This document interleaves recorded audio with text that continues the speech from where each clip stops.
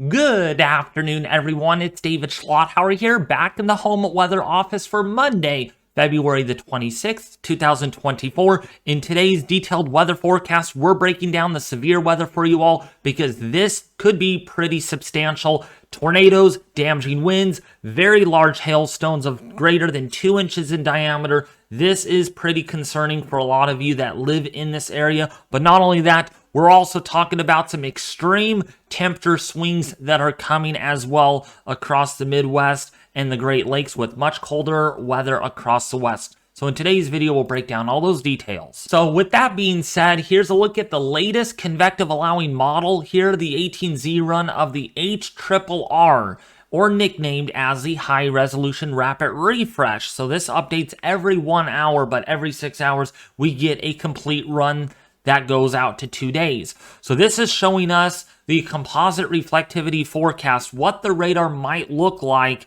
by tomorrow morning. This is at around 4 to 5 in the morning, Central and Eastern Standard Time. So we got showers and thunderstorms across southern portion there of Indiana, western Kentucky, as well as central portion there of Tennessee. But watch that those showers move through pretty quickly into West Virginia and the Ohio Valley by about 7 or 8 in the morning on Tuesday. So for your morning commute, you could be dealing with some lightning strikes, some thunderstorm activity, but nothing severe at that point. And then those showers move all the way into, say, if you're in Buffalo, New York, you might get some moderate to heavy rainfall by the early afternoon hours, right around your lunchtime. But look at that. We got snow. Yeah, this is going to be a very weird system where a lot of you all are going to start off with rain, but some of you are going to end up seeing snow by early Wednesday morning. This is a very, very significant system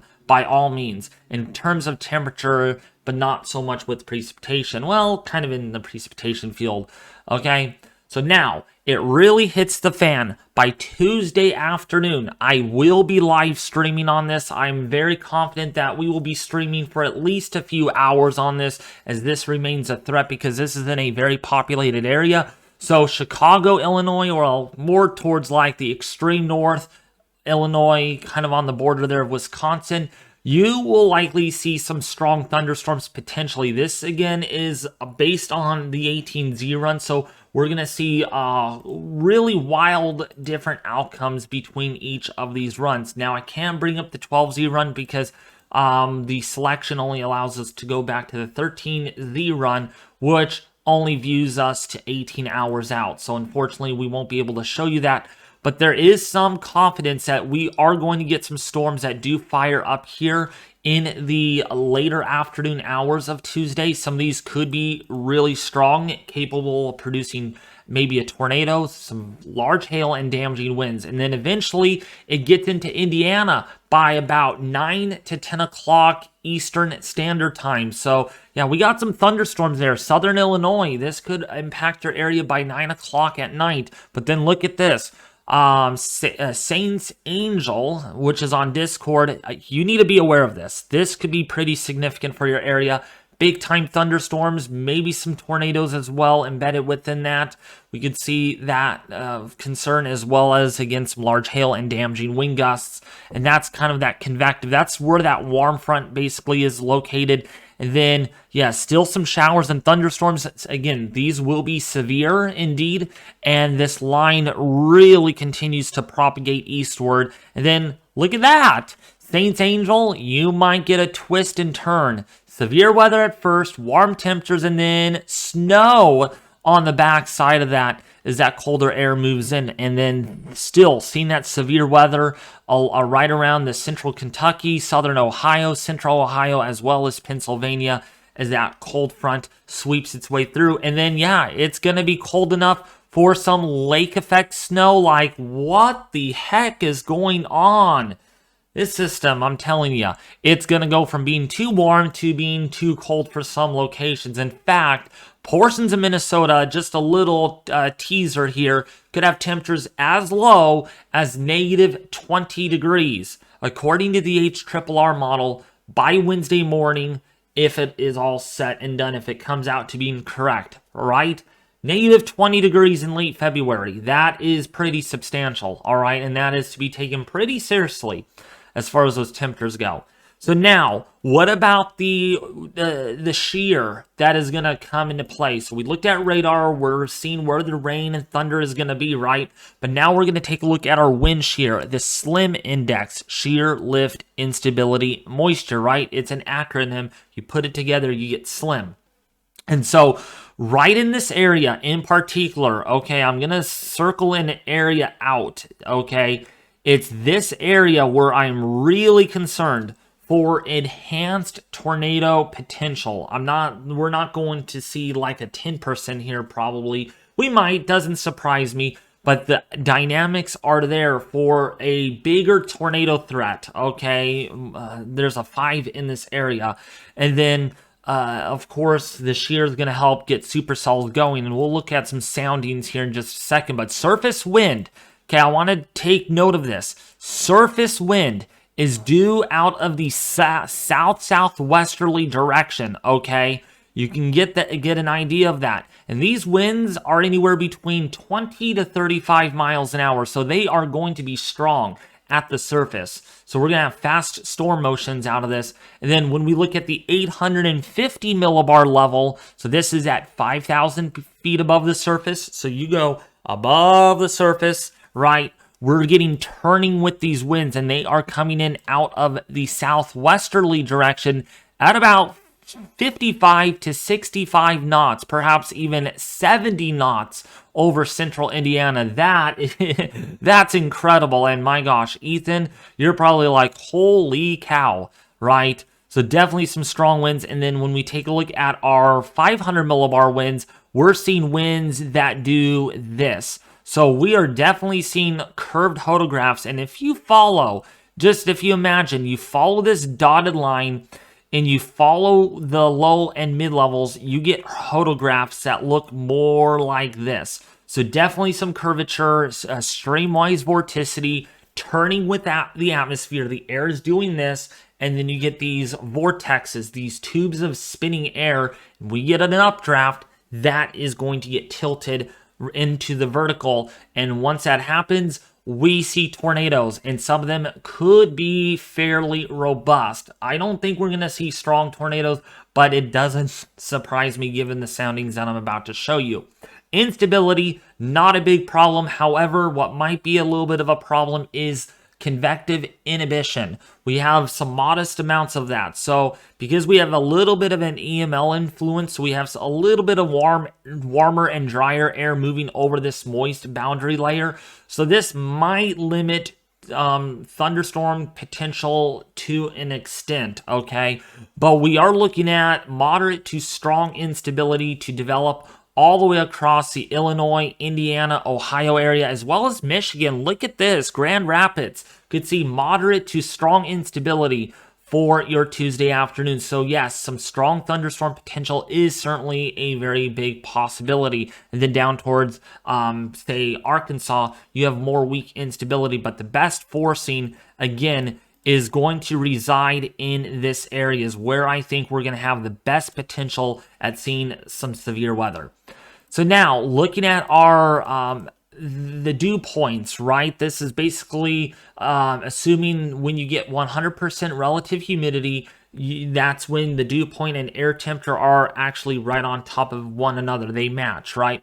So dew points right now are likely to climb into the upper 50s to lower 60s across the Ohio Valley, across the, if you're in, say, if you're in Kentucky, if you're in Illinois, you're likely to see modest to somewhat rich moisture advection through the region, and that's what's going to help get our instability going. Given if we have very little in the way of convective or capping into the atmosphere. But anyways, enough moisture, dew points there enough to trigger tornado potential.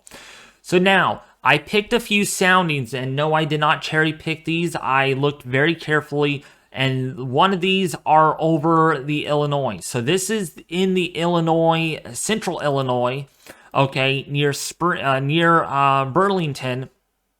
Okay, or Bloomington. Wait, Burlington? Bloomington. I think it's Bloomington. It sounds more accurate. So what you're looking at here is this blue line. I'm not going to get into a whole lot of detail because I don't want this video to end up being too long. But you can see this blue line is your lifted parcel path, okay? What is the parcel going to look like when lifted from the surface, right?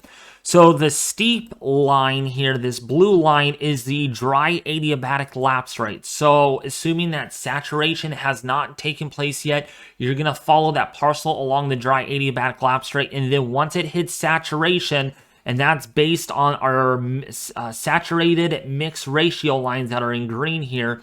And you can kind of get an idea that the saturated area is right around the 1 kilometer level. And then once you follow that up, that's your moist adiabatic lapse rate. And that doesn't fall as quickly as our dry adiabatic lapse rate.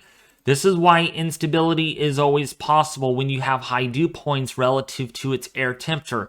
The higher the dew point in the corresponding to its temperature, the more higher the more less steeper. So if we had a dew point of the 80s, this is what your moist adiabatic lapse rate would somewhat look like. This is kind of an estimate, right?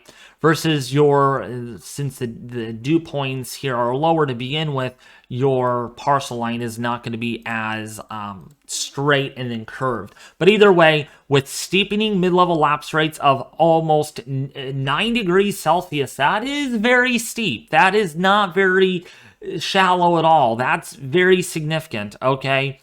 That's going to yield moderate to strong instability through the deep layer, okay, all the way up to about 200 millibars.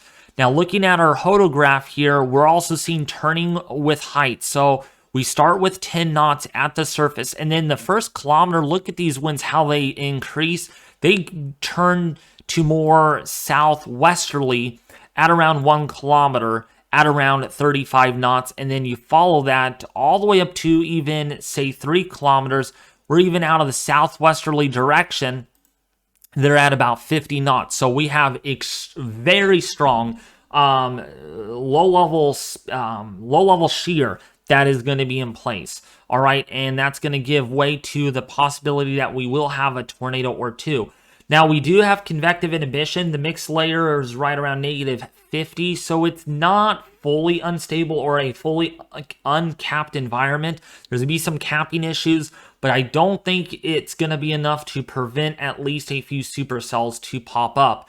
This is over central Indiana now, near the Kokomo, near the Indianapolis area. The lapse rates are very steep still, not quite as steep as in central and southern Illinois, but still pretty steep. But look at this hodograph. I mean, we start with winds, okay, and let me get my arrow tool for this. We have winds that come in out of the south-southeast at about 10 to 15 knots, and then you go to 1 kilometer up right there, you get south-southwesterly flow at about 35 knots, and then eventually, when you follow this, you start getting winds up and around 45 knots at about 3 kilometers. That's, again, the veering of winds with height, that speed and directional shear that we're witnessing here. And that's going to yield to 0 to 1 kilometer effective storm relative helicity right around 230 to even 300 meters squared per second squared, which is pretty significant. And our bunker's right movement is pretty significant as well. That is going to be in relative sense to the northeast at about 36 knots. So when you think about this, the conditions are very conducive here for supercells if we get any that do get well established. But again, that convective inhibition might play a little bit of a role here.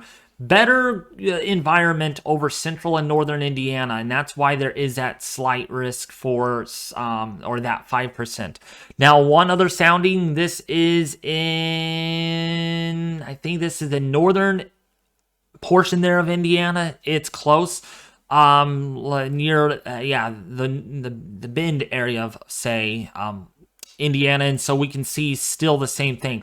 A lot of curvature with the photographs, streamwise vorticity. Our storm slinky doesn't look very good, but our mid-level lapse rates are ideal here. Now, we have some capping issues here, of course, throughout much of the region, either weak to moderate capping inversion because of some warmer air advection and some drier air too. That might limit the severe potential, but all is looking very good for the most part that we're going to have some big time severe weather. So therefore, there is a marginal risk of severe weather today across the Lafayette, Indiana area, Indianapolis. If you're in Fort Wayne, Indiana, there's a marginal risk for severe weather. This is driven primarily for large hail. Okay, this is a hail threat today over this area. I don't think there's going to be much in the way of twisters at all out of this, but still, maybe an isolated funnel cloud cannot be ruled out with today's risk. However, for tomorrow's severe weather risk, there is a slight risk. That is for Chicago, for St. Louis,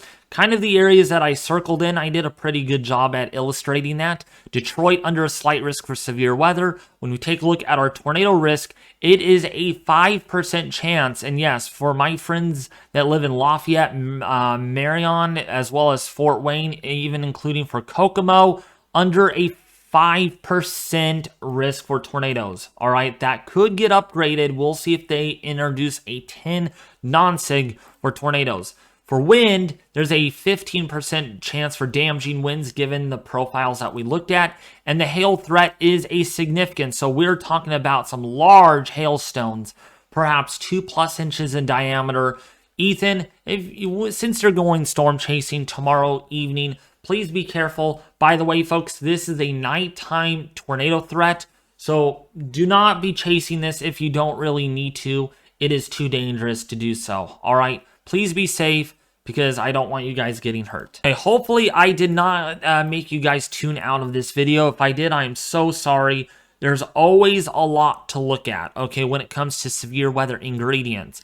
But it also is important to take a look at our temperatures because very warm down there. Central Texas in the mid to upper 90s already. I mean, it's summertime down there. It really does. Very, very awkward. Temperatures 30 degrees above average down there. That is absolutely ridiculous for late February standards. You're not even supposed to see temperatures that warm. 60s is your normal. Actually, mid to upper 60s is your normal, not the upper 90s to right around 100 degrees. That's going to be a reality tonight. Overnight lows also in the 70s, so your air conditioner will be needed down there in Texas. That's why I would never want to live in Texas, just too warm for me. And then for tomorrow, still very warm. Look at this, Indiana in the 70s, Illinois in the 70s. We got some 80s in St. Louis tomorrow. If you're in the Oklahoma area, you're talking low to mid 80s tomorrow, then low 90s in central Texas, and yeah, right along the border of Mexico and Texas, you might see daytime highs as hot as 100 degrees. My freaking goodness, that is warm. And then guess what? It drops. Look at that temperature drop. You go from the 90s one day to the 40s and 50s the next day. That is very, very sharp temperature drop. And then look at Indiana, much colder temperatures as that cooler air comes in. And then, yeah, you got some negative and single digit temperatures there in the Minnesota area through Thursday. And then another warm up comes into play. Let's play that through. Yeah, temperatures recover yet again in Texas, back in the 80s. Possibly we might get back into the 90s once again by the weekend, by the first couple of days of March. So a very warm start to March indeed for much of the Midwest, unfortunately. So looking at the temperature anomaly forecast, we can see this clearly. Colder air moving in briefly, just a little bit of an Arctic outbreak, a very minor one. And then guess what? The warm team comes back.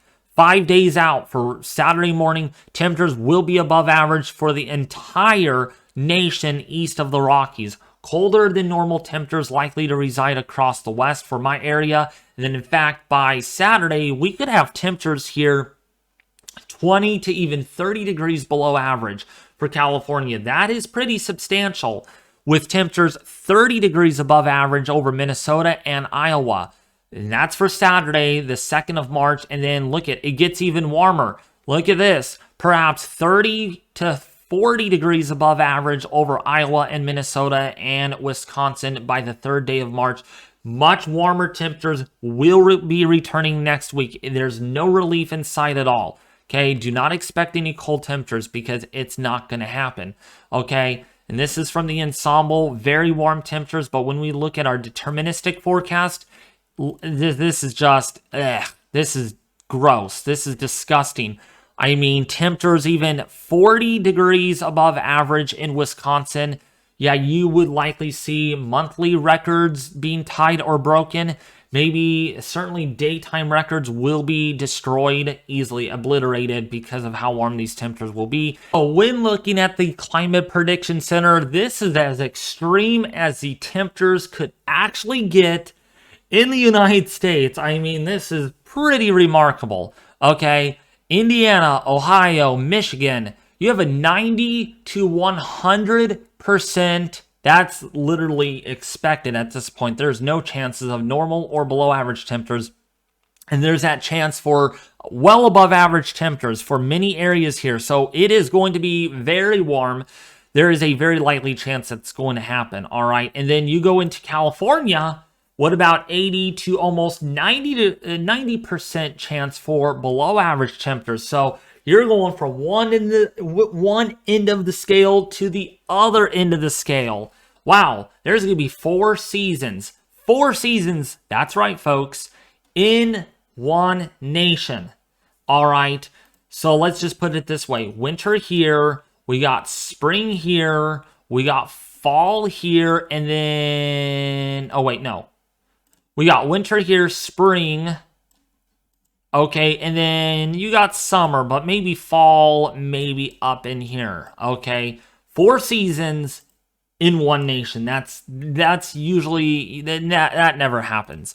Above average precipitation for much of the nation, that's guaranteed, with still warmer than normal temperatures likely expected east of the Rockies. I don't think there's going to be much in the way of cooler weather coming at all. Even so, some of the models are picking up an early signal. We can't rely on that beyond 2 weeks out, while the West is going to remain cooler than average, potentially with near to above average precipitation. So all in all, this extreme weather pattern will continue.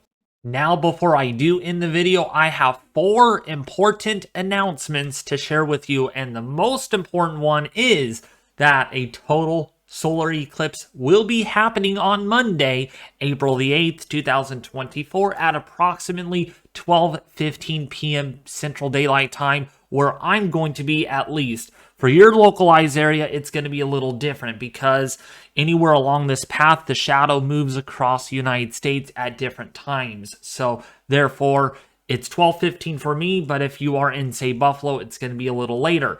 But either way, I am driving to Fredericksburg in Texas on April the 4th, and I will be there in time to see the total solar eclipse on April the 8th.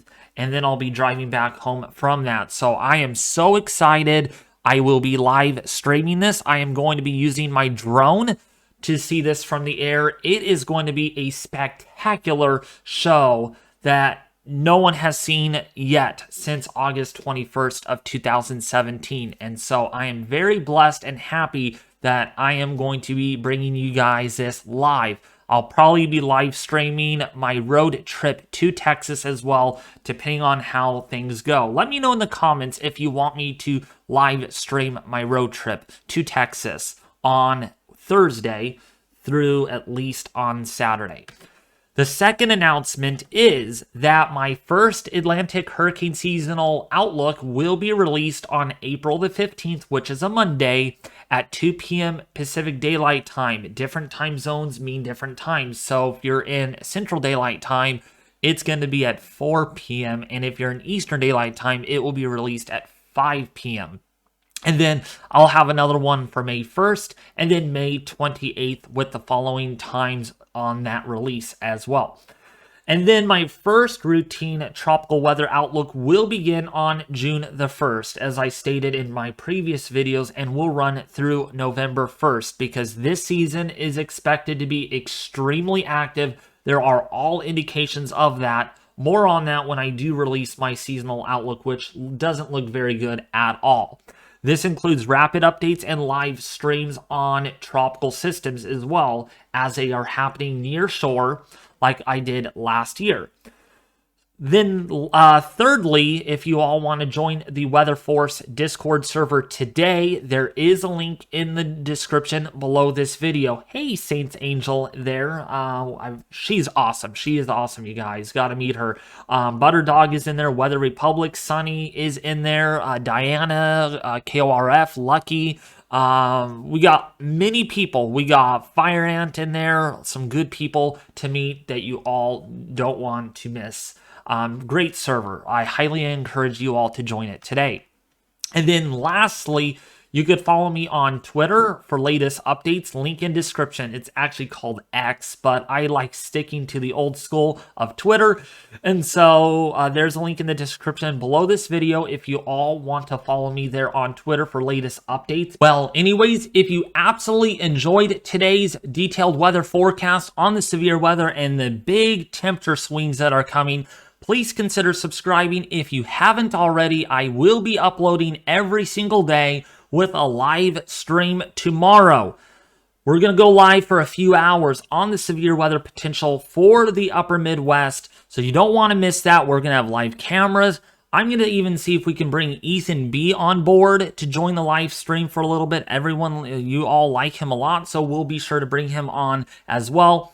And also, be sure to leave a like and leave a comment in the section below, and please share this with your family and friends on social media. I could only do my part at getting this out to you all, but you have to do your part at sharing this so this reaches a huge audience. You guys did really well in my last video where we have 6,000 people that we got the word across. So let's get this even higher, because the more people that view this, the more likely we're able to get the word out to those people that desperately need this weather information. But otherwise, thank you all for watching. I'll be back in the home weather office tomorrow. Make today a great day. I'll be back tomorrow.